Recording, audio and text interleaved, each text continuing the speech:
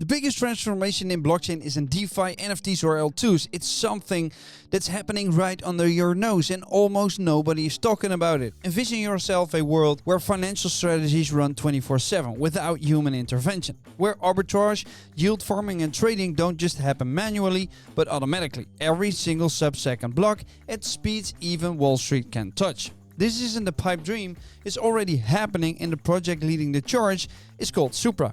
Supra isn't just another blockchain, it's building the first true autonomous DeFi ecosystem where money doesn't sleep and the biggest players won't be humans, but on-chain bots executing at machine speeds. Now the question is, do you want to be ahead of this shift or do you want to be left behind while the machines take over? This is the next financial revolution and it's happening right now. Jamie had been down the blockchain rabbit hole for years, but something about the current state of DeFi felt incomplete.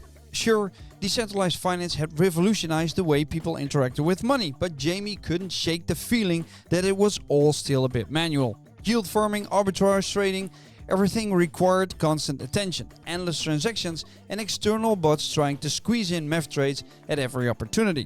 It was clear DeFi had evolved, but it hadn't yet arrived. Then Jamie stumbled upon Supra, a blockchain project that wasn't just another DeFi platform or layer 1 trying to outspeed the others. This was something different. Supra was positioning itself as a foundation for a new era of blockchain automation, one where DeFi didn't just run on smart contracts, but operated autonomously.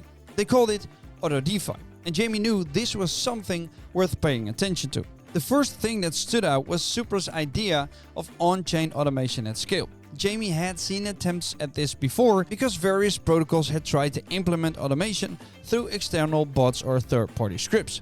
But Supra was taking a completely different approach. Instead of relying on external triggers, Supra's blockchain itself could execute automated tasks every single sub-second block. That meant no more waiting for users to sign transactions or for external triggers to execute trades. Instead, everything could run continuously, just like high-frequency trading in traditional finance, except this time it was happening on-chain. Jamie imagined a world where trading bots, arbitrage opportunities, yield optimizations and even portfolio rebalancing all ran without intervention. No more staring at screens waiting for the right moment to strike, no more hiring a developer to write an automation script. Supra was designing a system where the blockchain itself handled execution, not just storage and verification. The more Jamie researched, the clearer it became. Supra wasn't just an automation tool, it was an entire layer 1 blockchain built from the ground up to support cross-chain execution, oracles and automation, all within the same ecosystem.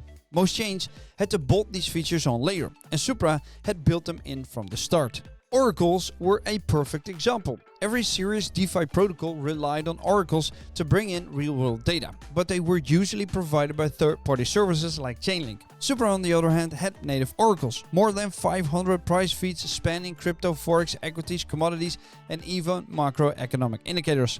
Jamie realized that this wasn't just about pulling blockchain data. Supra was making it possible for smart contracts to react to real-world financial signals. Jamie also read that Supra was already working on incorporating sentiment analysis, including fear and greed indices, into their Oracle system. That meant that soon DeFi strategies could factor in things like social sentiment, macroeconomic conditions and technical indicators all automatically. And if that wasn't enough, Supra was also building cross-chain execution directly into its smart contract framework.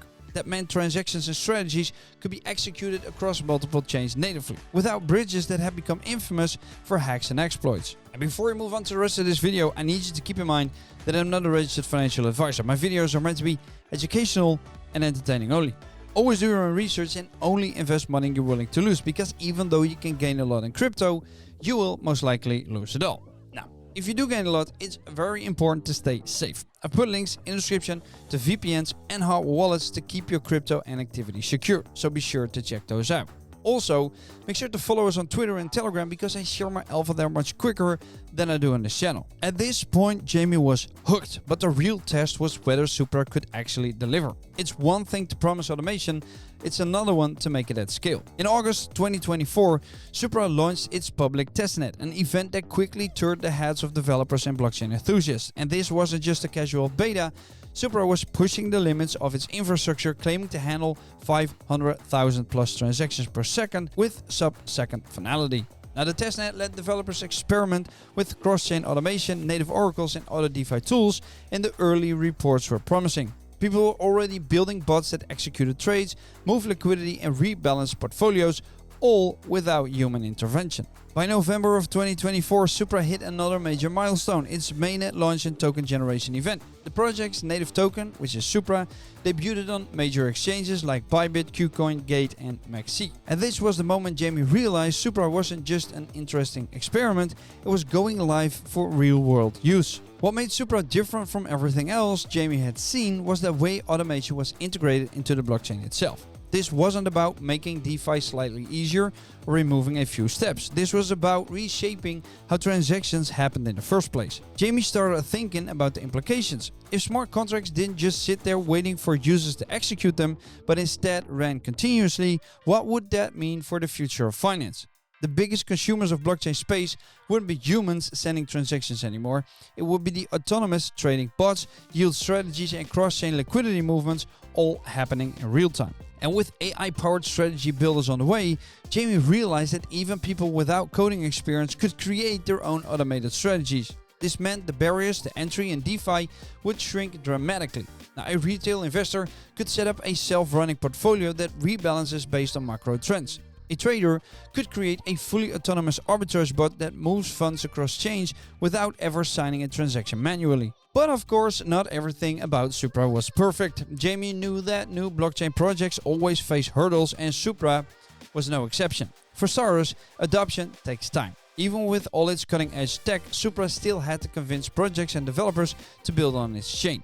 Ethereum, Solana, and Avalanche already had established ecosystems, and breaking through wouldn't be easy. Then there was the question of security. While native automation and cross-chain execution were revolutionary, they also introduced new risks. If automation became the dominant transaction type, how would that impact network congestion, exploitability, and governance?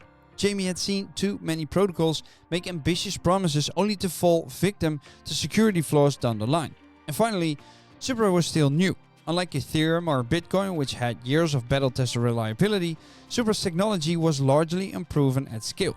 Would it hold up against heavy usage? Would its automation tools be exploited in ways the team hadn't foreseen? Jamie knew these were open questions. Despite the challenges, Jamie couldn't shake the feeling that Supra was onto something big. It wasn't just trying to compete with other blockchains, it was rethinking how DeFi worked from the ground up. If Supra succeeded, it could transform the way blockchain economies functioned, making automation, real-time execution, and cross-chain transactions the default rather than the exception. Instead of people manually executing trades and moving funds, entire financial ecosystems could run on-chain with minimal human oversight. Jamie knew one thing for sure. Supra wasn't just another blockchain. It was building something that could fundamentally change the way people interact with decentralized finance. And whether or not Supra becomes the dominant platform, one thing is clear. The future of DeFi shouldn't be just decentralized. It should be autonomous. Thank you guys for watching, and if you found this video helpful, then be sure to like, share, and subscribe. See you guys next time. Doei!